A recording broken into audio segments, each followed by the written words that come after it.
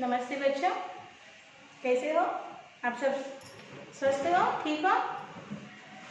Okay, ठीक हो ना? तो बच्चों, आज हम 10th class Hindi second language lesson number 8 पाठ का नाम है स्वराज्य की नींव। पाठ का नाम है स्वराज्य की नींव। इस पाठ के शेष भाग का अध्ययन करेंगे। आप अपने हिंदी सेकेंड लैंग्वेज का टेक्स्ट बुक पेज नंबर 43 खोलिए और अपना क्लास वर्क और स्टडी मटेरियल भी अपने बाजू में रखिए, ठीक है ना? हमने देखा था कि जूही ने कहा था कि हमें स्वराज्य की नींव का पत्थर बनने के लिए कौन रोक सकता है, वो हमारा अधिकार है। यहाँ तक हमने पिछले सेशन में इसका अध्ययन किया था। अब हम उसके बाद के भाग का अध्ययन करेंगे। लक्ष्मीबाई बोलती है इस पर मुस्कुराकर, शाबाश मेरी कर्नल, तुम लोगों से मुझे यही आशा है। जिस स्वराज्य की नींव तुम जैसी नारियां बनने जा रही है वह निश्चय ही महान होगा। मुझे इस बात की चिंता नहीं है कि वह मेरे जीवन काल में आता है या नहीं आता, लेकिन मुझे इस बात का दुख अवश्य है कि हमारे पास तात्या जैसे सेनापति हैं, फिर भी हमारी सेना में अनुशासन नहीं है। हमारे पास ग्वालियर का किला है, फिर भी हम कुछ नहीं कर पा रहे हैं। क्यों जानती हो क्यों? जूही कहती है, जानती हूँ महारानी, हम विलासिता में डूब गए हैं। तभी मुस्कुराती हुई मुंदर वहाँ प्रवेश करती है। मुंदर, कौन कहता है कि हम विलासिता में डूब गए हैं? विलासिता में डूबे हैं राव साहब, बांदा के नवाब, सेनापति तात्या।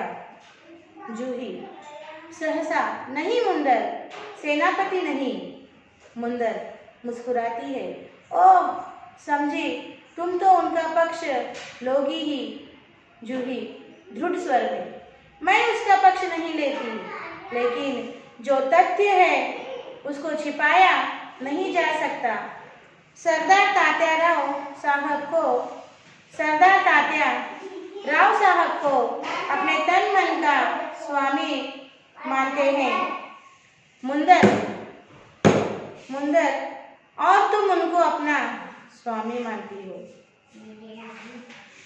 जूही, हाँ, मैं उनको अपना स्वामी मानती हूँ और मानती रहूंगी, लेकिन उनसे भी अधिक मैं महारानी को अपना स्वामी मानती हूँ और महारानी से भी।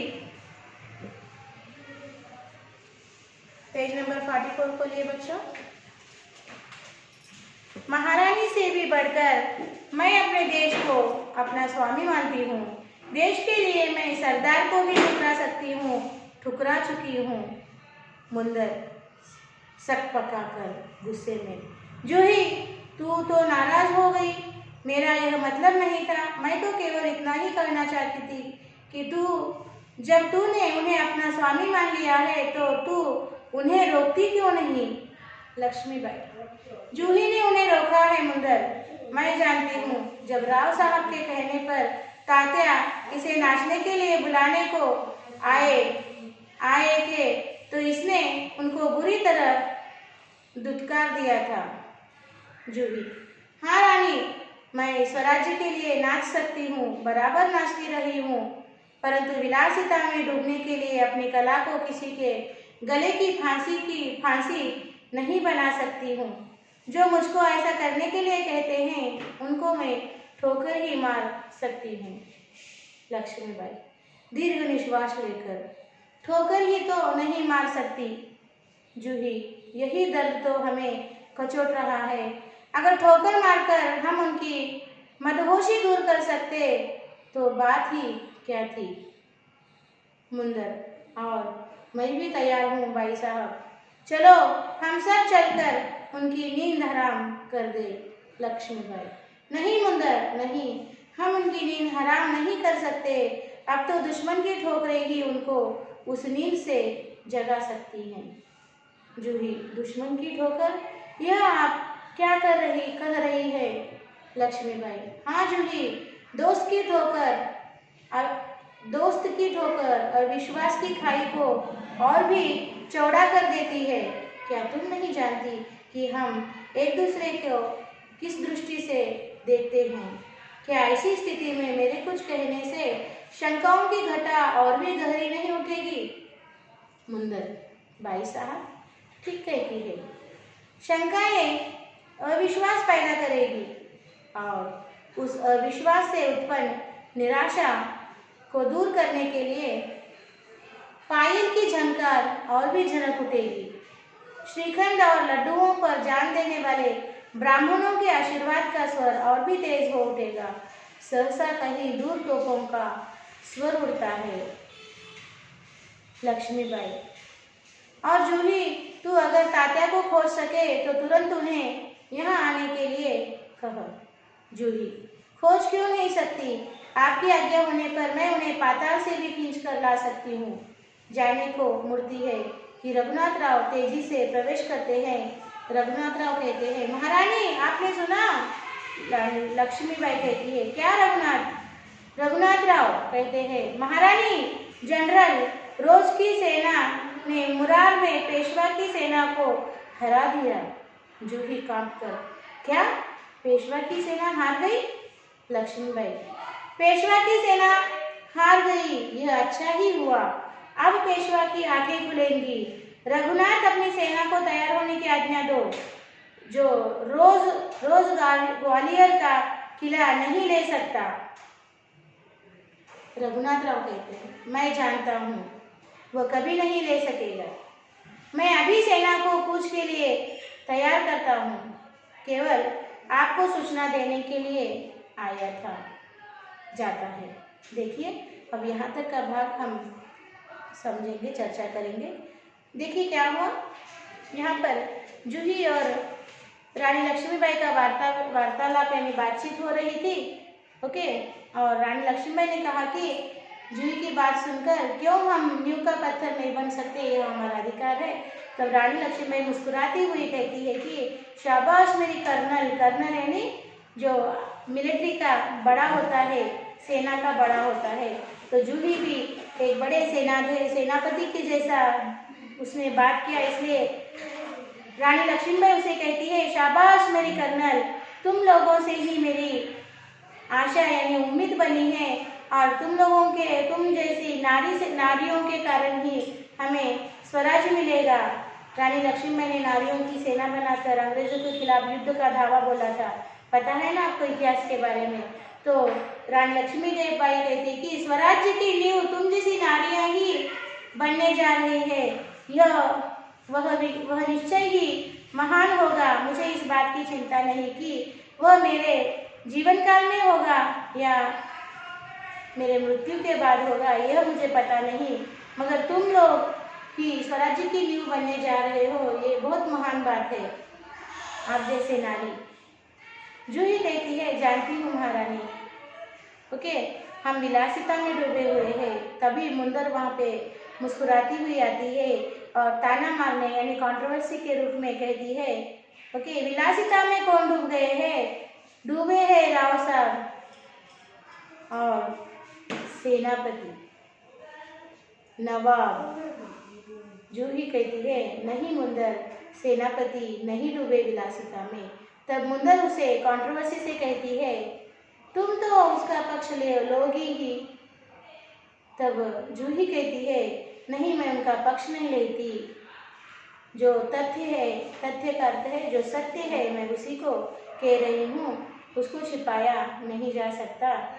सरदार तात्या राव साहब को अपना तन मन से स्वामी मानते हैं, मालिक मानते हैं, राजा मानते हैं। तब मुंदर कंट्रोवर्सी से कहती है, और तुम उनको यानी तात्या को स्वामी मानती हो।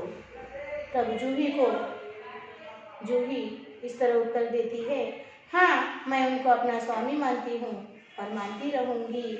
उनसे भी अधिक मैं महारानी को अपना स्वामी मानती हूँ और मानती रहूँगी, और महारानी से भी अधिक मैं अपने देश को अपना स्वामी मानती हूँ और हमेशा मानती रहूँगी। और मैं अपने देश के लिए कुछ भी करने के लिए तैयार हूँ। मैं सरदार को भी ठुकरा सकती हूँ, ठुकरा चुकी हूँ। ये जूही जो है एक नर्तिका है, राज दरबार में नाचने वाली है। वो महारानी के नारी सेना में उसने सहभाग लिया है और स्वराज्य की लड़ाई में वो रानी लक्ष्मीबाई का साथ दे रही है। तो मुंदर के कंट्रोवर्सी जवाब में वो कहती है कि सबसे बड़ा स्वामी मैं अपने देश को मानती हूँ और मेरे देश के लिए मैंने सरदार को भी ठुकरा सकती हूँ, मैं सरदार को भी ठुकरा सकती हूँ और ठुकरा चुकी हूँ। मुंदर कहती है, जूही तू तो नाराज हो गई, यह मेरा मतलब नहीं था।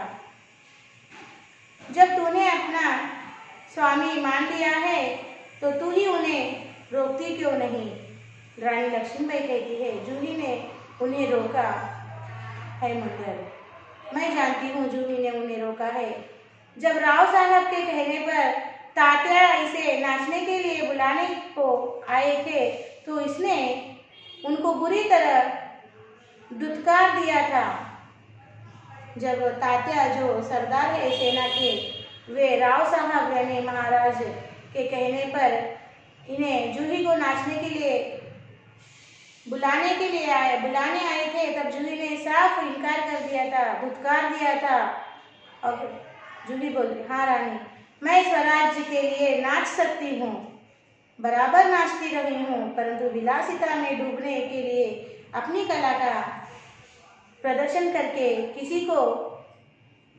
अपनी कला को किसी के गले की फांसी नहीं बना सकती। जो मुझको ऐसा करने के लिए कहते हैं मैं उन्हें हमेशा ठोकर ही मारती हूँ। रानी लक्ष्मीबाई दीर्घ श्वास लेकर, ठोकर ही तो नहीं मार सकते जूही, यही दर्द तो हमें कचोट रहा है। अगर ठोकर मारकर हम उनकी मदहोशी दूर कर सकते तो बात ही क्या थी। रानी लक्ष्मीबाई दीर्घ श्वास लेकर दीर्घ सोच से कहती कि हम ऐसे विलासिता में डूबे हुए राव साहब और अन्य लोगों को ठोकर नहीं मार सकते रानी जूही, क्योंकि ठोकर मारने से उनकी मदहोशी दूर कर सकते तो बात ही क्या होती। वो हमेशा मदहोशी में यानी मदिरा पान किए, नशे में, नाच गाने में, विलासिता में डूबे हुए हैं। ऐसे व्यक्ति को हम ठोकर मारकर दूर कर सकते तो बात ही क्या थी। मुंदर कहती है, और मैं भी तैयार हूँ भाई साहब, चलो हम सब चलकर उनकी नींद हराम कर देंगे, उनकी यानी राव साहब की, नवाब की और तात्या की, जो विलासिता में डूबे हुए हैं। लक्ष्मीबाई कहते हैं, नहीं मुंदर नहीं, हम उनकी नींद हराम नहीं कर सकते। अब तो दुश्मन की ठोकर ही उनको उस नींद से जगा सकती है। अब दुश्मन की ठोकर यानी दुश्मन आकर सचमुच ठोकर नहीं मारेगा, यानी दुश्मन जब हमारे झांसी पर हमला करेगा और उन पर संकट के बादल छाएंगे, तभी उनकी नींद खुल सकती है। हम कितना भी उन्हें समझाए वो हमारी बात नहीं मानेंगे। आगे देखिए, कभी रघुनाथ राव आके कहते हैं,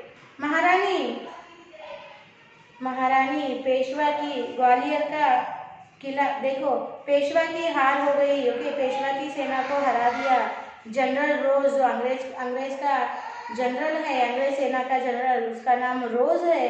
रोज की सेना ने लड़ाई में पेशवा की सेना को हरा दिया। जूही कहती है, जूही कांप जाती है, क्या पेशवा की सेना हार गई? रघुनाथ राव कहते हैं, मैं जानता हूँ वह कभी नहीं। देखो, रानी लक्ष्मीबाई कहती है, पेशवा की सेना हार गई, ये अच्छा ही हुआ, अब पेशवा की आंखें खुलेगी। रघुनाथ अपनी सेना को तैयार होने की आज्ञा दो, रोज ग्वालियर का किला नहीं ले सकता। रानी लक्ष्मीबाई कहती है, पेशवा की हार हुई, अच्छा ही हुआ, इस तरह पेशवा की आंखें खुल जाएगी, मगर रोज जो जनरल है अंग्रेजों का, वो ग्वालियर का किला नहीं ले सकता। रघुनाथ राव कहते हैं, मैं जानता हूँ वो कभी नहीं ले सकेगा, मैं अभी सेना को कूच के लिए तैयार करता हूँ, केवल आपको सूचना देने के लिए आया था, और वो जाने के लिए मुड़ जाता है। लक्ष्मीबाई क्या कहते हैं, देखो, और जूही तुम भी जाओ सहसा बाहर देखकर, लेकिन ठहरो, शायद सेनापति तात्या इधर ही आ रहे हैं। जूही बाहर देखकर, जी हाँ, ये तो सरदार तात्या ही है, सरदार तात्या का प्रवेश। लक्ष्मीबाई, कहिए सरदार तात्या, आज आप इधर कैसे भूल पड़े? तात्या कहते हैं, भाई साहब, मैं किसी के लिए सरदार हो सकता हूँ, पर आपके लिए तो सेवक ही हूँ। लक्ष्मीबाई व्यंग्य से, कंट्रोवर्सी से, इतने बड़े सेनापति को इस प्रकार एक नारी के सामने झुकते लज्जा नहीं आती? खैर छोड़ो इस बात को, यह तुम्हारी विनम्रता है, लेकिन यह तोपों की आवाज कैसी आ रही है? कौन सा उत्सव मनाया जा रहा है? शायद चाटुकारों में जागीर बांटना अभी खत्म नहीं हुआ है। तात्या, भाई साहब, आपको हमें लज्जित करने का पूरा अधिकार है। हम इसी योग्य है, लेकिन जो कुछ हो रहा है वह आप जानती ही है। देखिए क्या हुआ। रघुनाथ राव ने आके कहा कि पेशवा की हार हो गई और रोज की सेना ने पेशवा को हरा दिया। तब रानी लक्ष्मीबाई कहती है कि पेशवा हार गया, यह अच्छा ही हुआ एक तरीके से। इस तरह से पेशवा की आंखें खुल जाएगी, मगर रोज जो अंग्रेजों का जनरल है वो ग्वालियर का किला नहीं ले सकता।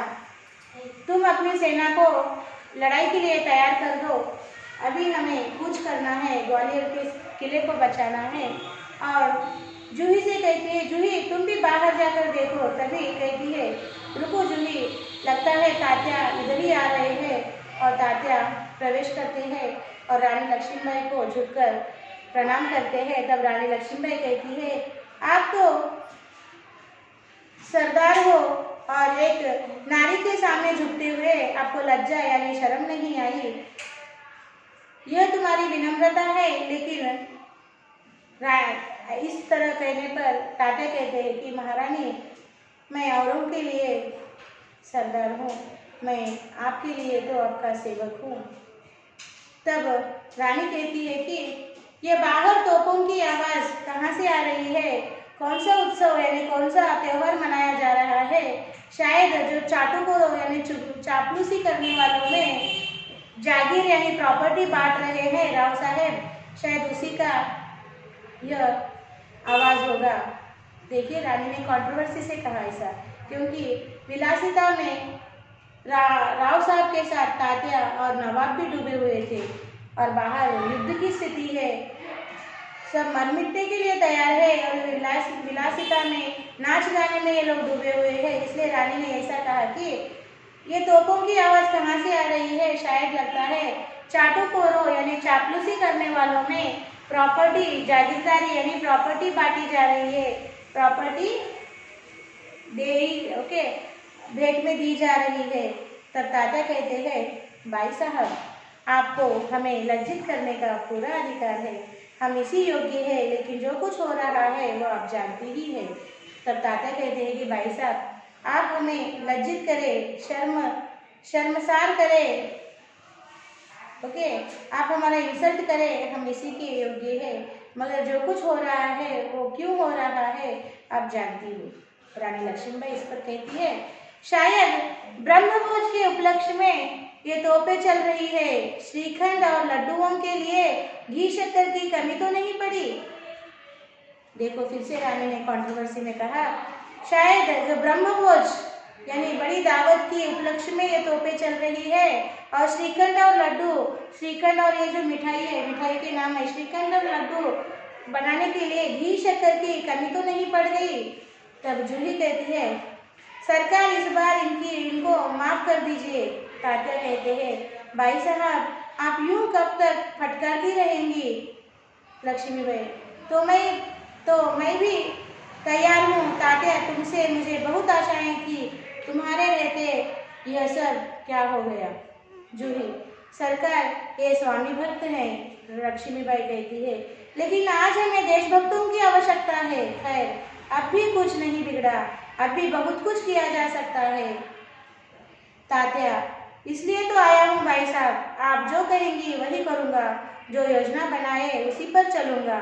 लक्ष्मीबाई कहती है, तो जाओ तलवार संभाल लो, नुपुरों की झंकार के स्थान पर तोपों का गर्जन होने दो, भूल जाओ राग रंग, याद रखो, हमें स्वराज्य लेना है, हमें रणभूमि में मौत से जूझना है। तात्या कहते हैं, महारानी आपकी जय हो, मैं युद्ध के लिए तैयार होकर आया हूँ। लक्ष्मीबाई, जानती हूँ, लेकिन सेनापति इस बार यह याद रखना कि यदि दुर्भाग्य से विजय न मिल सकी तो तुम्हें सेना और सामग्री दोनों दुश्मन के घेरे से निकालकर ले जाना है। तात्या, ऐसा ही होगा लक्ष्मीबाई। तात्या, मेरा मन कहता है कि यह मेरे जीवन का अंतिम युद्ध है, जीत हो या हार, मुझे किसी बात की चिंता नहीं। चिंता केवल इस बात की है हमारी वीरता कलंकित न हो पाए। तात्या कहते हैं, भाई साहब, वीरता आपको पाकर धन्य है, आपके रहते कलंक हमारी छाया को भी नहीं छू सकेगा। आज्ञा दीजिए। प्रणाम। लक्ष्मीबाई, प्रणाम तात्या, मैं सीधे युद्धभूमि में जा रही हूँ, देर न लगाना। तात्या चला जाता है।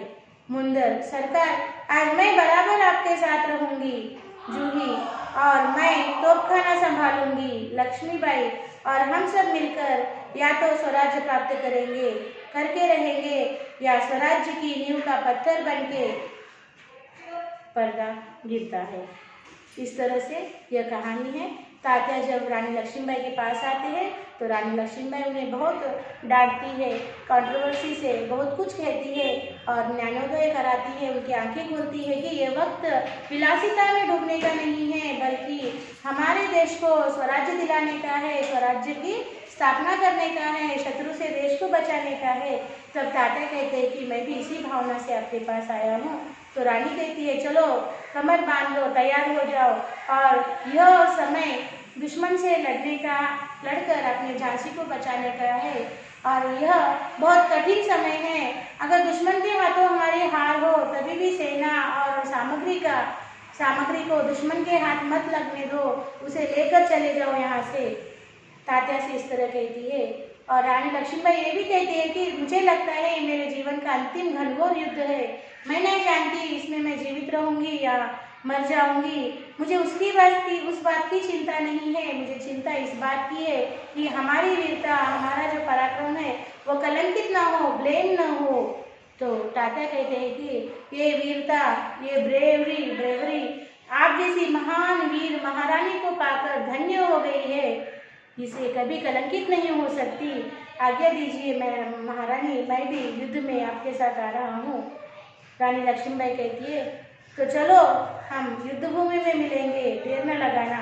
मुंदर कहती है, मैं भी आपके साथ बराबर रहूंगी युद्धभूमि में। और जूही कहती है, मैं तोपखाना संभालूंगी।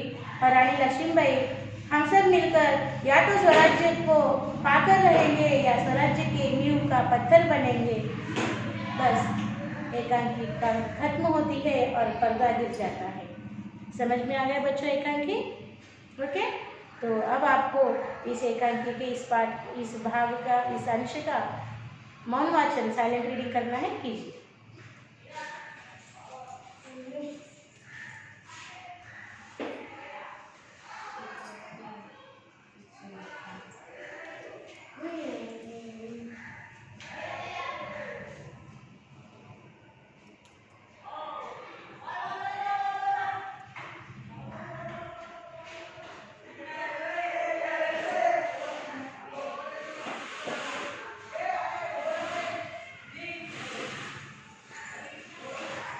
हो गया रीडिंग बच्चों? ओके, तो आपके स्टडी मटेरियल में इस एकांकी से संबंधित हर प्रश्न को विस्तार से और स्पष्टता से दिए गए हैं। सारे प्रश्नों को एक बार पढ़िए, उनके उत्तरों को पढ़िए, उसके पश्चात उनको अपने होमवर्क में लिखने का प्रयास कीजिए बच्चों।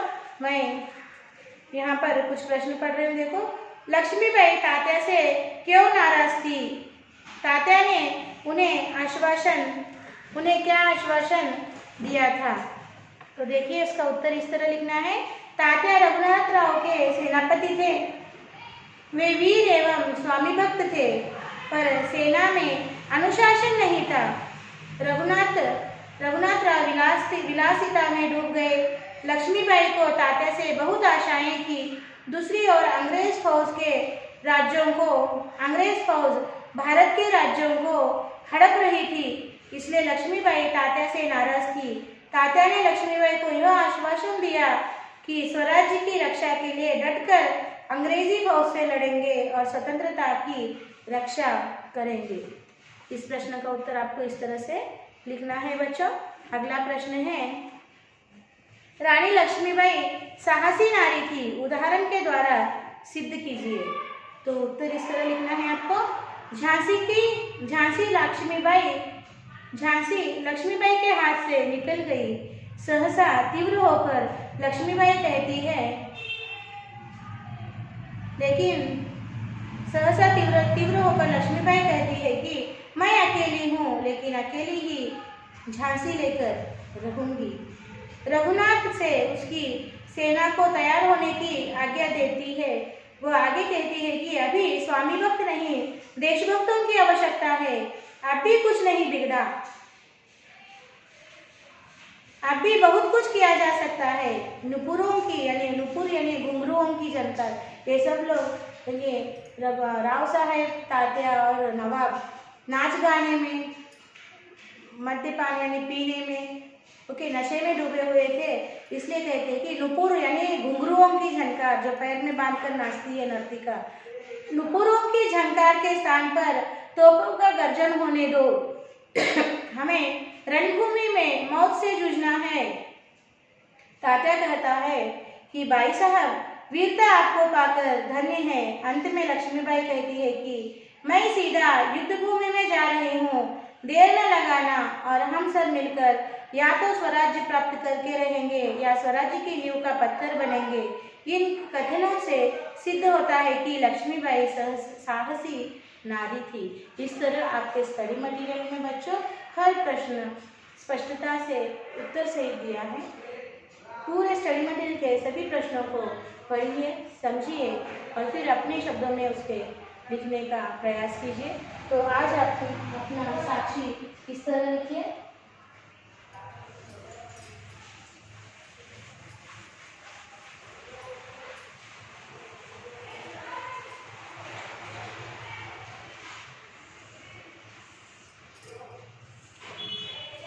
साक्षी